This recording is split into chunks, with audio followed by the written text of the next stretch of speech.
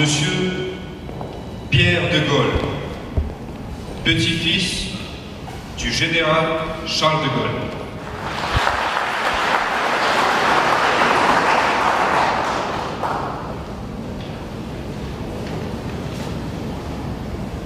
Zdravstvujte, od imeni francouzského národa, горячо приветствую русский народ и его правителей и президент Vladimir Poutine.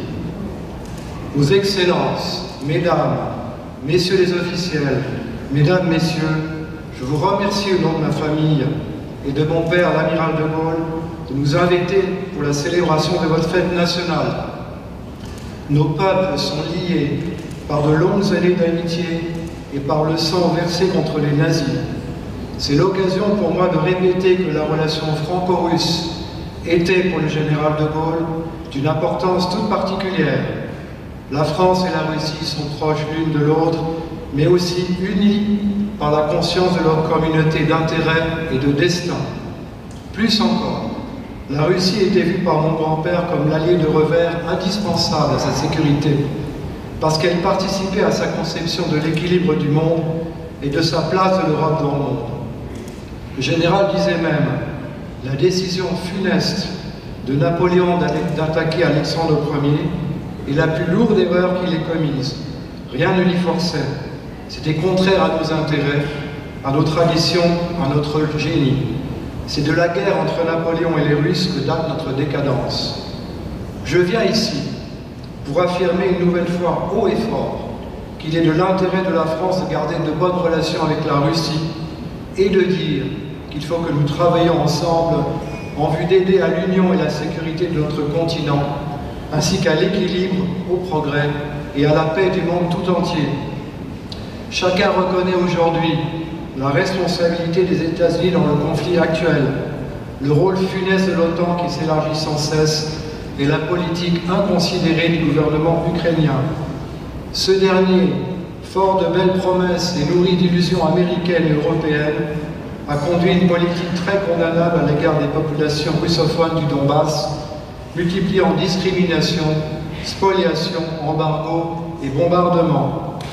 Les Occidentaux, malheureusement laissés faire Zelensky, ses oligarques et les groupes militaires néo-nazis s'enfermaient dans une spirale de guerre. Cet aveuglement est lourd de conséquences pour le peuple ukrainien. Mais ne nous y trompons pas.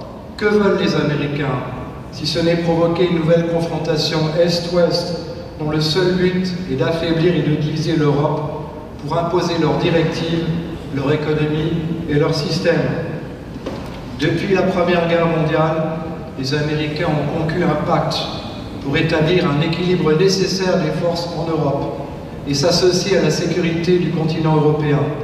Ce n'est pas en organisant une escalade militaire systématique en Ukraine qu'ils respecteront leurs engagements ni leurs grands principes de liberté et de démocratie. Les États-Unis sont dans l'erreur, l'Europe est dans l'erreur, dans l'expansionnisme débridé et irréfléchi, conduit inexorablement au déséquilibre du monde et à l'injustice. Les belles promesses des Américains de ne pas élargir l'OTAN à l'Est ni au Nord n'ont pas été respectées. Les accords de Minsk n'ont pas été respectés.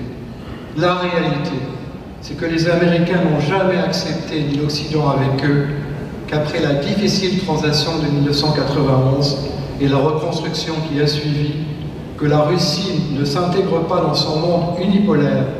Les Américains et l'Europe n'ont jamais accepté que la Russie se transforme selon le modèle occidental à son image. À cause de cela, et d'emblée, le président Poutine fut perçu comme un dictateur, alors que c'est un grand leader pour son pays. Les États-Unis n'ont jamais pu accepter la perte du rôle du dollar comme monnaie prépondérante dans le règlement des échanges internationaux dans le monde. Le pire est que dans cet aveuglement, ils ne font que renforcer, en déplaçant les intérêts économiques et financiers à l'Est, la position de la Chine et de la monnaie chinoise qu'ils veulent aussi combattre. Les sanctions, qui sont celles de la politique du faible, sont inopérantes, sauf à affaiblir les Européens et autres nations du monde. Les Africains eux-mêmes, par l'intermédiaire du président de l'Union africaine, M. Macky Sall, s'en inquiètent considérablement. en provoquant une crise économique profonde, systémique et durable qui nous touche déjà tous, du prix du pain, au chauffage, au carburant, mais aussi par la pénurie agroalimentaire des matières premières et des métaux industriels qu'elle entraîne, les Américains affaiblissent les Européens à leur profit. Aura-t-on oublié que depuis au moins un siècle, toutes les crises financières majeures viennent des États-Unis? Notre dollar, votre problème, disait Henry Kissinger. Les Américains nous tiennent toujours par leur endettement qu'ils exportent, en imposant aussi un modèle culturel et social qui repose sur le culte de la jouissance et de la consommation. Les Américains sapent le socle de nos valeurs traditionnelles et les deux piliers de la civilisation que sont la famille et la tradition. L'Europe et bien sûr la France ont tout à perdre à s'enfermer dans cette escalade militaire et idéologique voulue par les États-Unis et l'OTAN. Charles de Gaulle, mon grand-père, le disait, « L'Amérique ne fait pas partie de l'Europe. Je crois l'avoir découvert sur la carte. » De la conjoncture actuelle, terrible et redoutable, la France peut et doit jouer un rôle capital. La France et la Russie sont toutes deux filles de l'Europe.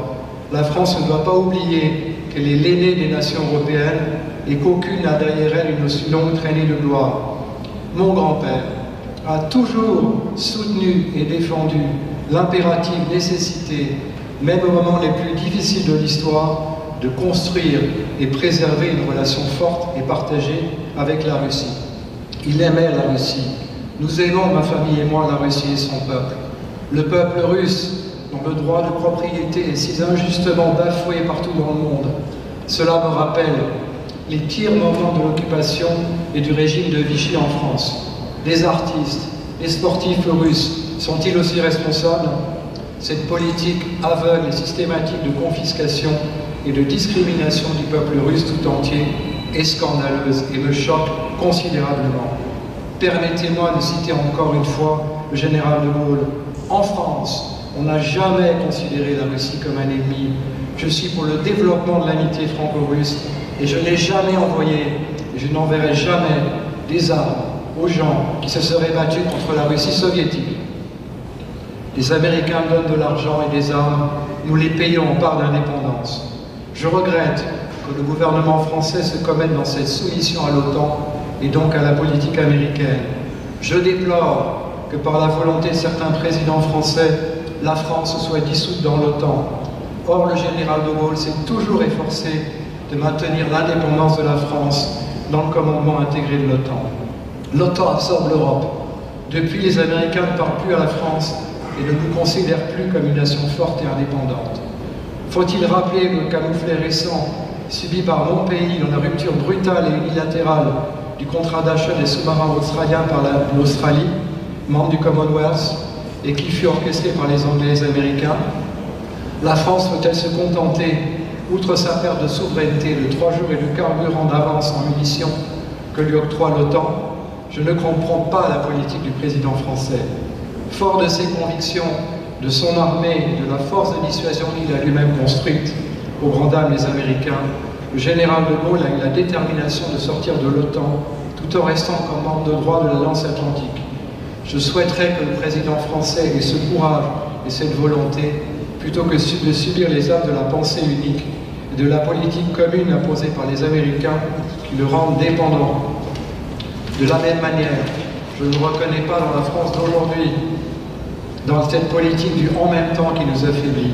Je ne le reconnais pas non plus dans l'abandon des valeurs, de notre histoire, de notre culture, de nos grands principes de liberté, du devoir et de la sécurité. Le général écrivait « Il existe un pacte 20 fois séculaire entre la grandeur de la France et la liberté du monde. Notre but est et doit rester d'établir une entente européenne de l'Atlantique à l'Oural. Au milieu des alarmes du monde et des dangers de la crise actuelle, la France peut et doit à nouveau peser de tout son poids et chercher un arrangement avec les pays belligérants et la Russie en particulier. On ne fait pas la guerre tout seul. C'est une conviction aussi que les idéologies dont les régimes qui les expriment en Ukraine comme ailleurs ne sont que de passage. Seul compte, appuyé sur les fondements politiques, la patine des siècles et la capacité des pays à rester grands. Comme le disait le général de Gaulle en 1966, lors de son deuxième voyage en Russie. La visite que j'achève de faire à votre pays, c'est une visite de la France de toujours à la Russie de toujours. Je vous remercie.